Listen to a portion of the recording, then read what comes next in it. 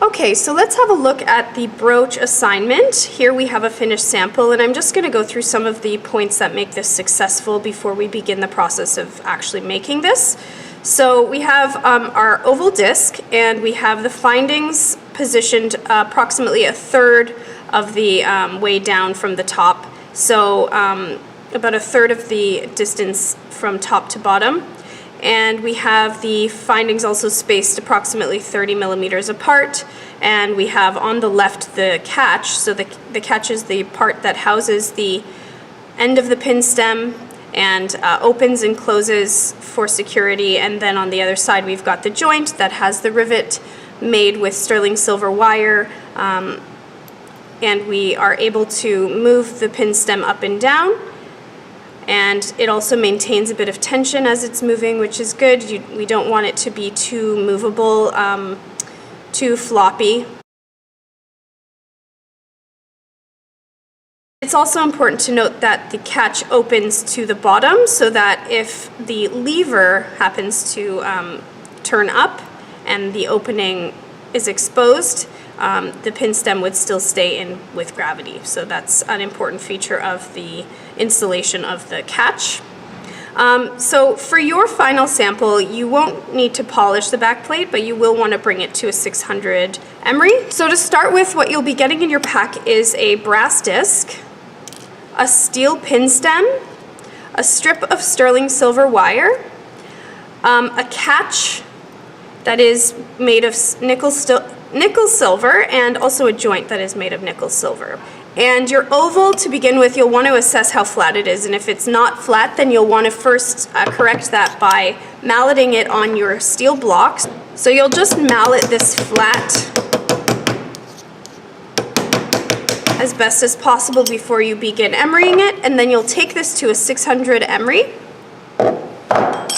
So I have a disc here that's been emeried to 600, and then once you've got your finish, the next thing to do is to determine the position of your findings. So again, about a third of the way down from the top is where we want to position the findings. So I'll measure out the width here with my vernier gauge, and it's about 32.5. So we'll say roughly 11 millimeters from the top is about a third of the way down.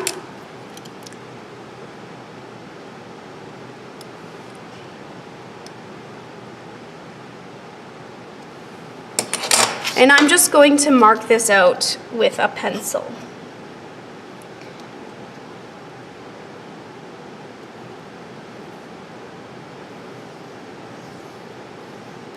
So this is just a guideline for the placement of my findings. I also want to find the midpoint from east to west here. So about 25.5 is the halfway point between the two sides on left and right.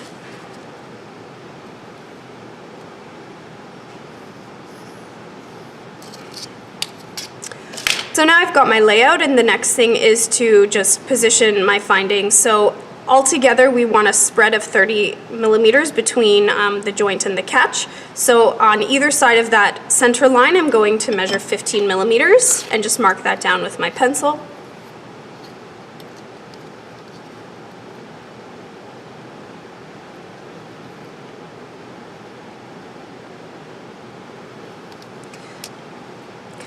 So now I've got my location for my joint and my catch, and just on those very spots I'm going to burr the surface with my ball burr to create a little bit of a tooth for the solder to grab onto.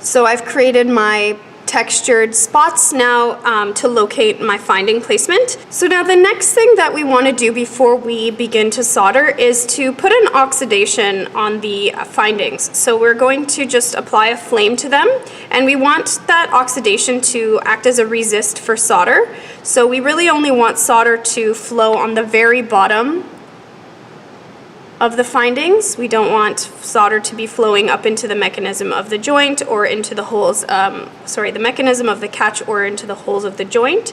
So we'll apply a little bit of a flame just to create that black oxide. Because these findings are nickel silver, they'll be less likely to melt, but it is still possible, so you want to make sure you're careful not to overheat them since they are small. Things could go awry pretty quickly, so just be careful. So now I've got a black layer there on my findings. So set those aside to cool and leave that oxidation on. You don't want to pickle that off. Okay, so I've got my layer of black oxide on my joint and my catch, and I'm just going to take that oxidation off the very bottoms where I want to apply the solder. And this will also give me an opportunity to make sure that the surface is flat on the very bottom here.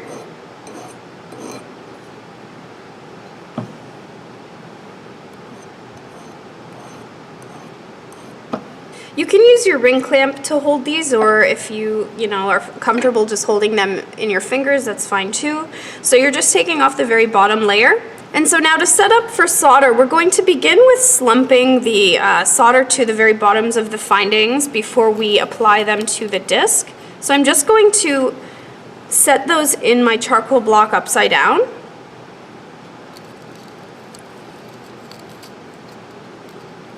And I'm just pressing them in there so that they stay. And a little bit of flux on the very bottoms, not a lot. Again, you don't want the solder flowing anywhere other than this very bottom.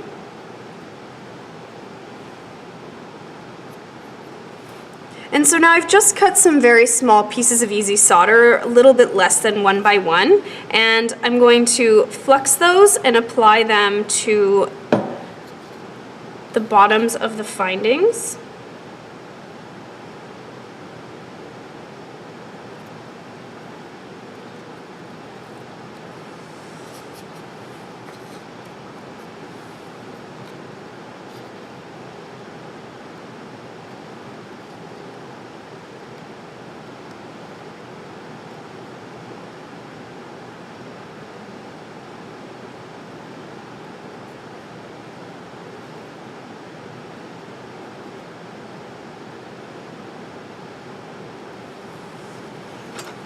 Okay, and now with a number 1 torch tip, I'm just going to approach this really slowly, and I have my soldering pick in hand too, in case I need to move anything back into place if the solder jumps around. So I'm approaching this slowly, and then I'm just really waiting to see that the solder chips slump onto the surface of these findings.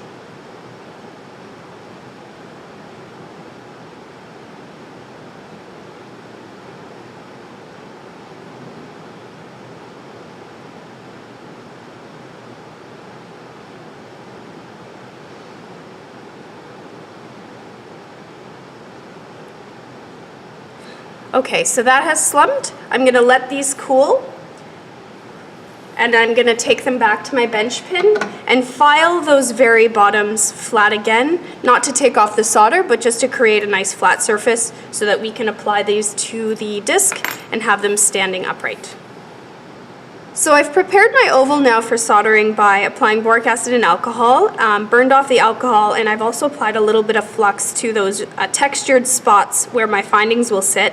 I've also applied a little bit of flux to the bottoms of my findings, and I have here a paper clip that I've bent out into a long strip, and I'm going to use this to help me balance and weight down the findings onto the brass disc. I'm going to start by placing the joint down onto the spot where I want it, and again the joint goes on to the right side. So remember, the joint is on the right, the opening should be horizontal, not vertical, so we want the opening going east and west, not north and south. The reason is that the pin stem has to open sideways, right, not up and down, so be very careful of how you're positioning that. And then the joint, the catch will be going on the left, and the opening will be facing the bottom. Thread it onto the paper clip and use that to very carefully place that into the joint and in alignment onto that spot where we burred.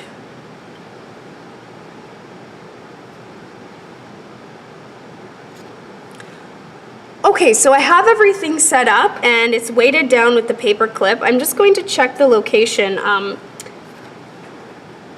of my findings. Another important thing is with the joint, you want to turn it up to the left ever so slightly.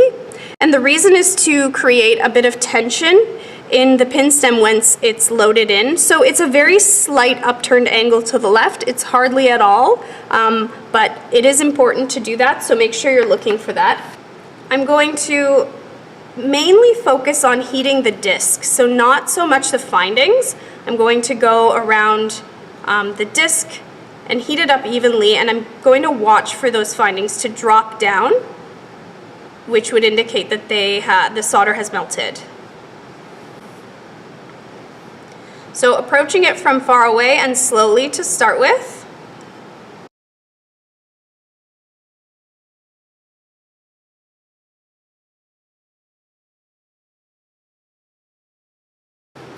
Okay, so once the solder has flashed, indicating that it's melted, and you've noticed that your findings have slumped down a little, leave it to cool, and then you're going to take the paper clip out, you're going to pickle it, and then after you've pickled it, you can assess how well soldered it is, and a good idea is to pull on the joint and the catch just to see if they've really solidified.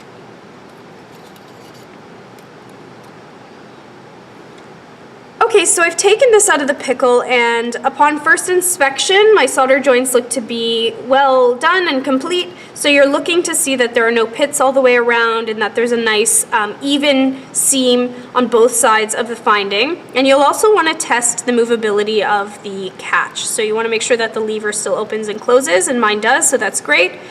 So then to clean this up, we can use a little bit of 3M for the back plate, removing as much of the copper oxides as you possibly can and maintaining that flatness. Avoid contact with the actual findings. For the findings, we'll just do a little bit of a polish with our wheel brushes.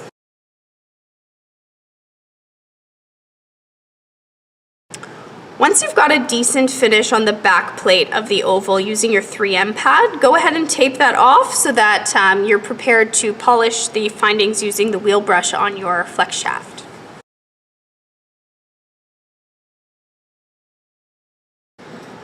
So once you've got a decent polish on your findings, leave the tape on the oval, and that'll just help us protect the oval from any marring that might happen in the process of riveting with the snipe nose pliers.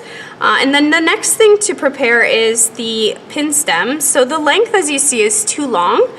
We want to just have a small protrusion on the outside of the catch, again about 0.2 millimeters or so.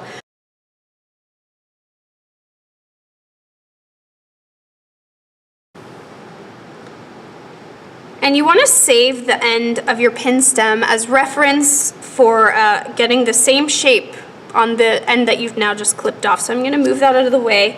And using a steel file,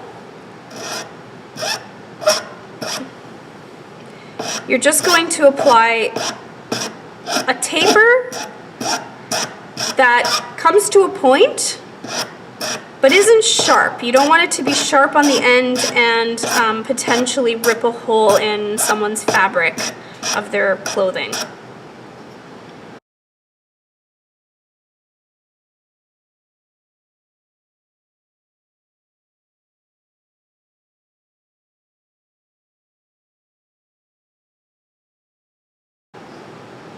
So that tapered end is pretty good, and now I'll need to emery it. It's obviously going to be really sharp and unrefined right now, so we want to make sure we're emerying it, and then we will be polishing it as well.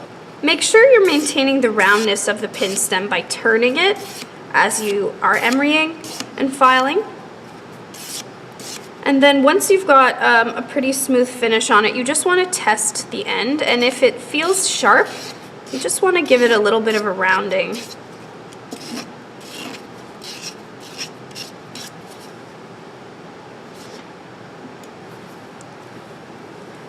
So before I bother polishing this, I'm just going to test the length. So I'm going to put the heel of the pin stem in the joint and then place the end in the catch, and it looks to be pretty good. So that placement looks to be pretty good and that length looks to be pretty good. So I'll go ahead and polish it with my flex shaft.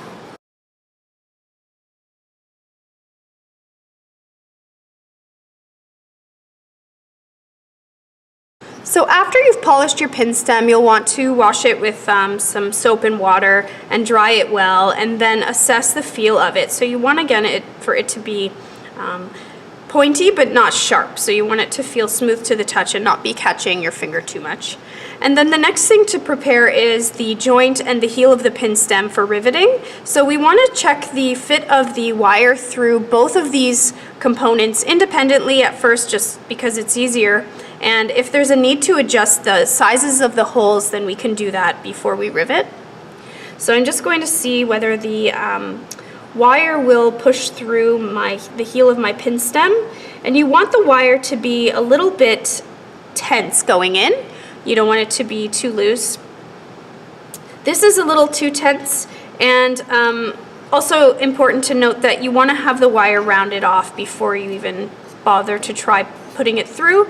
So just take off those edges so that it's easier to insert. So it's a little too small, or rather, well, the hole of the pin stem is a little too small. We're going to just see about the joint here. Yeah, the joint is working, so it's breaking through the other side. The wire is beginning to break through the other side. So we need to drill the heel of the pin stem to be a little bit larger. So this wire is 1 millimeter.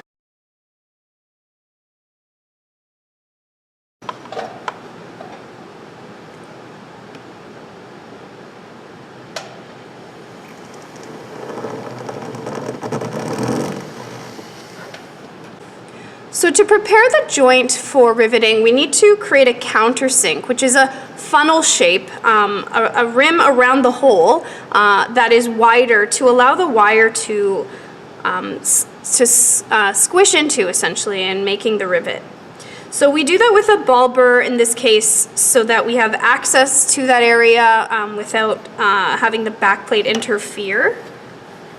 So I have my ball burr here. You want to make sure that you're bracing this really well against your bench pin and in your fingers. You want to go slow with this. It does have a tendency to the ball burr has a tendency to want to skip and run around the surface. So be very careful and hold this steady, and this is another reason why we kept the tape on.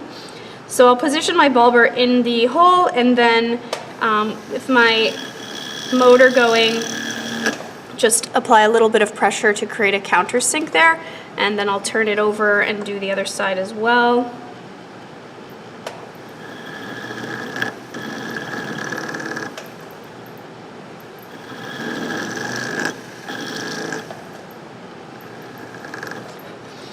Okay, so now we have a countersink on both sides. So again, we just widened that rim around the hole into a funnel shape on both sides. And so now we will go ahead and insert the pin stem into the joint, lock it into the catch, and then insert the wire with the intention of riveting.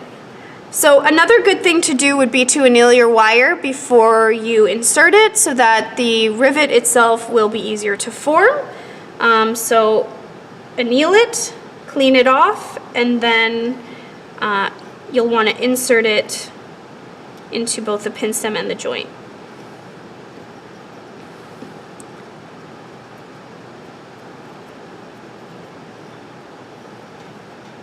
It helps to have a longer length of wire in order to insert because you have that length to really lever and push with. So don't attempt to cut your wire down to make the rivet. Use the full length and then snip it off once you've got it inserted fully.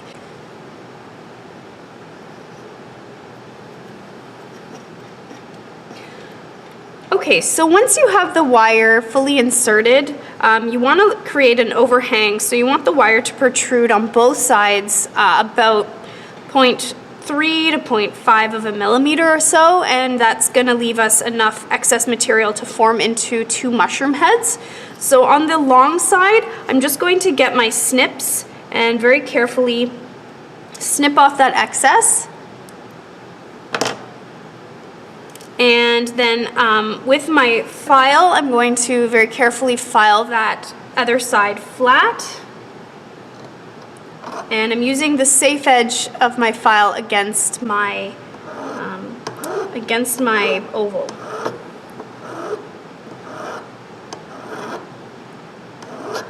Be careful as well not to file the catch in the process. You can use needle files for this as well if you're more comfortable doing that in a small area. I'm just flattening off the other side as well because remember we rounded it out. So now I have a protrusion of, again, about 0.5 of a millimeter or so on both sides of the joint. And so from here, we're ready to rivet. I'm going to use my snipe nose pliers. And I'm going to start by just giving it a squeeze. So a squeeze in the jaws of my snipe nose pliers just to tighten that up. And then from here, I'm going to use the very ends of my snipe nose pliers and just move them around to create a mushroom shape on the ends of those wires. So I'm rounding those wire heads out and trying my best to keep it symmetrical. So and even pressure around the whole rim of the wire. So the wire has closed in around that gap that formed the hole, and that's what we want. We don't want any gap left over. We want to really fill that in. You want to be careful in the process of doing this too that you don't twist off your finding. You know, if your solder joint wasn't complete or was not sturdy, you might end up pulling that finding off. So just be careful, and initially you want to again make sure that your finding was soldered on correctly in the first place. So now that tightened it up a bit, we have a little bit of tension, which is good, that's what we want. It opens and closes though still without any trouble. And so I'm going to lock that down. The next thing to do is polish this up. You want to just use again a light wheel brush. You don't want to take off too much of the material, otherwise that rivet head will be compromised. So one more thing to check before you know, calling this complete is to assess the angle of the pin stem. And remember, we want it to be turned slightly upward to the left, right? So we want it to be sitting near the top of the joint when it's just in its resting position, in order for there to be a little bit more tension when it does go under into the socket. So this one doesn't quite do that enough. So what you can do if you have that problem is, ideally before you polish it, you can grab it with your snipe nose pliers and then just give it a slight twist up. So up to the left, and that should give you that angle that you need for the tension, so that when it snaps into place, it's really in there nicely. And then if you've got all of that, and your polish is great and everything else is, you know, seems operable, you can of course take your tape off. You want to make sure that you haven't marked up the back plate. If you have, just be very careful in cleaning it up. Otherwise, you should be good to go and you'll be ready to hand in your brooch finding.